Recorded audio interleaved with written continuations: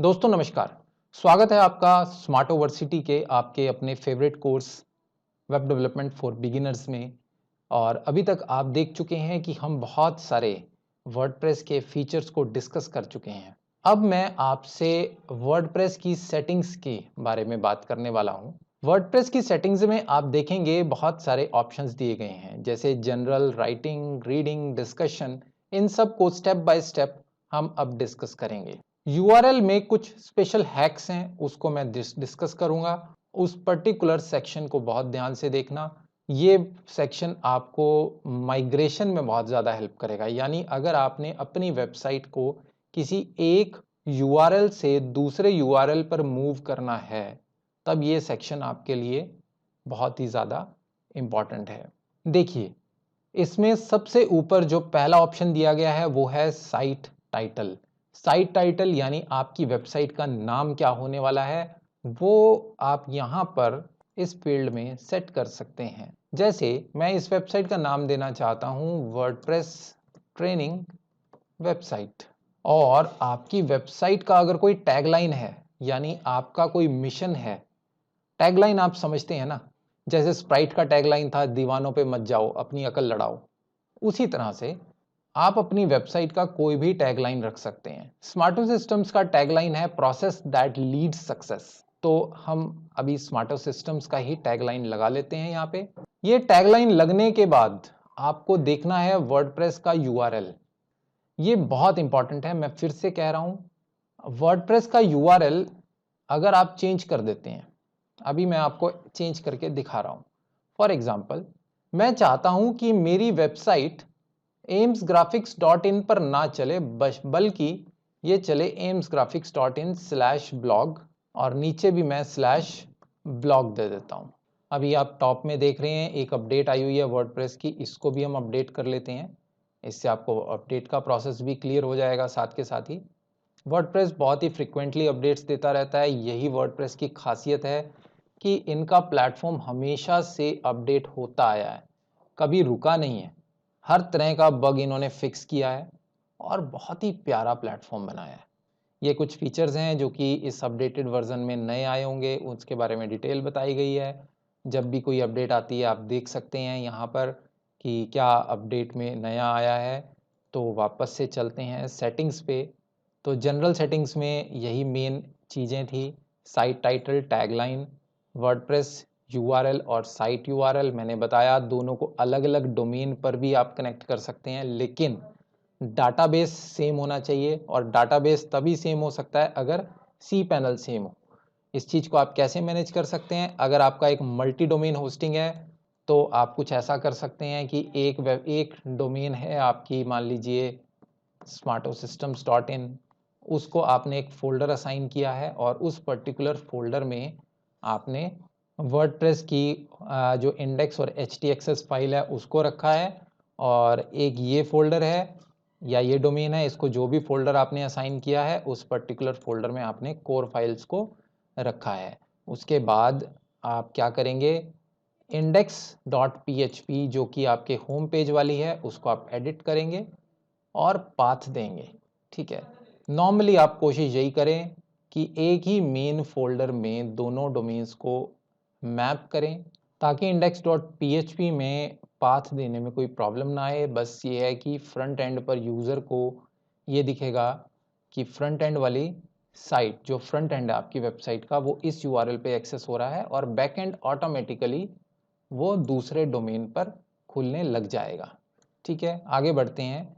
Administration email address, इसकी बहुत ज़्यादा इंपॉर्टेंस होती है, क्योंकि किसी भी तरह का पासवर्ड रीसेट है, अगर आपके पासवर्ड को रीसेट करवाना है तो एडमिनिस्ट्रेशन ईमेल एड्रेस पर ही वो रीसेट का लिंक जाता है। लेकिन अभी मैंने आपको दिखाया था कि हमारे इस सर्वर पे पासवर्ड रीसेट के या किसी भी तरह के ईमेल्स नहीं जा रहे हैं। तो ईमेल कैसे भेजनी है, किस तरह से उसके एपीआईज कनेक्ट होंगे, तो उसको भी हम ये सेटिंग्स वाला सेक्शन कंप्लीट हो जाने के बाद आगे की वीडियो में डिस्कस करेंगे।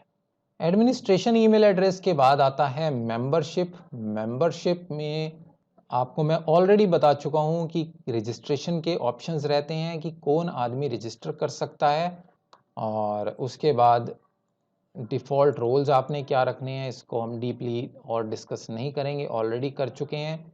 साइट लैंग्वेज, आपकी वेबसाइट की लैंग्वेज की यहाँ पर बात हो रही है। बहुत सारी लैंग्वेजेस अवेलेबल हैं। आप चाहें तो हिंदी में भी वर्डप्रेस को एक्सेस कर सकते हैं। हिंदी करके अगर मैं सेव करता हूं तो आप देखेंगे जितने भी वर्डप्रेस के आपके ऑप्शंस हैं वो सब के सब हिंदी में कन्वर्ट हो जाएंगे। अब देखिए, पोस्ट, मीडिया, पृष्ठें, टिप्पणियां, दिखावट, लगभग सभी ऑप्शंस जो वर्डप्रेस के डिफ़ॉल्ट हैं वो सब चेंज हो चुके हैं। हाँ, ये प्लगइन से रिलेटेड जो ऑप्शंस हैं उसमें कोई चेंज नहीं हुआ है बिकॉज प्लगइन इस लैंग्वेज को सपोर्ट नहीं कर रहा है।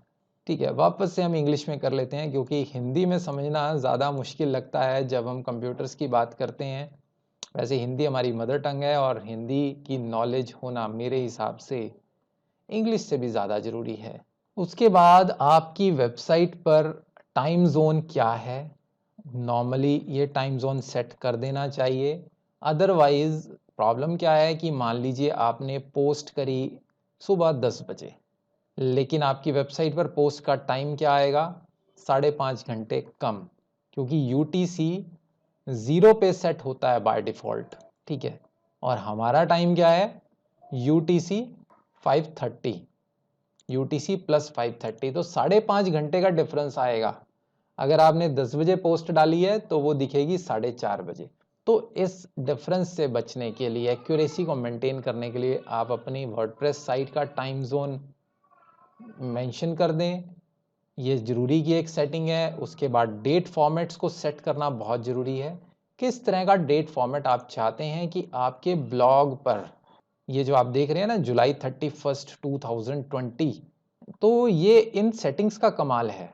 आप चाहें तो अपना कुछ का फॉर्मेट भी बना सकते हैं, DDMM YY, YY DDMM, जैसा भी आप बनाना चाहें।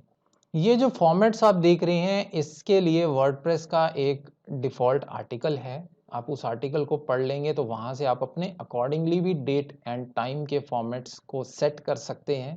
हेयर जो आप देख रहे हैं ना, ये FJY, उनके मीनिंग्स दिए गए हैं। F stand for full name of the month, यानी दिसंबर, जनवरी, फरवरी पूरा नाम आ जाएगा। J stands for the day of the month and Y stands for year. और अगर आप साथ में वीक भी डालना चाहते हैं, संडे, मंडे, ट्यूसडे, तो उसके लिए आप लोअर L लगाएंगे। ये फॉर्मेट्स आप सेट कर सकते हैं कुछ इस प्रकार से, आप L डाल देंगे। अभी प्रीव्यू देखते हैं, लोड हो रहा है। वेडनेसडे अगस्त 12, 2020। तो यहाँ से आपको फॉर्मेट्स का आइडिया मिल जाएगा। बहुत सारी तरह तरह के फॉर्मेट्स हैं जिनका आप यूज़ कर सकते हैं। सेम उसी तरह से टाइम फॉर्मेट्स, नीचे ये लिंक दिया गया हुआ है, documentation on date and time formatting. ये वही लिंक है जो मैंने आपको अभी खोल के दिखाया है। इसके अलावा वीक स्टार्ट्स ऑन, आपके कंट्री में, आपकी लोकेशन पर या आपके बिजनेस में किस दिन आपका हफ्ता स्टार्ट होता है। इंडिया में हम नॉर्मली संडे से स्टार्ट करते हैं, संडे, मंडे, ट्यूसडे हमारी आदत है। ठीक है, कुछ जगह हम मंडे से स्टार्ट करते हैं। तो वीक कब से स्टार्ट होता है आपके यहाँ पर, आप उस डे को मेंशन कर दें। तो ये सब आपके जो वर्डप्रेस के कैलेंडर हैं उसमें रिफ्लेक्ट होगा। अगर आपने कैलेंडर वाला प्लगइन बनाया हुआ है तो वहाँ पर ये सब सेटिंग्स आपकी रिफ्लेक्ट होती हैं। तो इसी के साथ ही आज का सेशन हमारा ख़त्म होता है। सेटिंग्स में जनरल को हमने बहुत ही डिटेल में डिस्कस किया और ख़ास तौर पे हमने URL चेंजिंग को डिस्कस किया। तो उम्मीद करता हूं दोस्तों कि आज का वीडियो आपको बहुत पसंद आया होगा। ये सेशंस आप कंटिन्यू करेंगे तो ऑब्वियसली आप बहुत ज़्यादा एक्सपर्ट हो जाएंगे वर्डप्रेस में। इतना डीपली कोई भी नहीं समझा रहा है। So friends, thank you for watching, stay tuned, bye bye.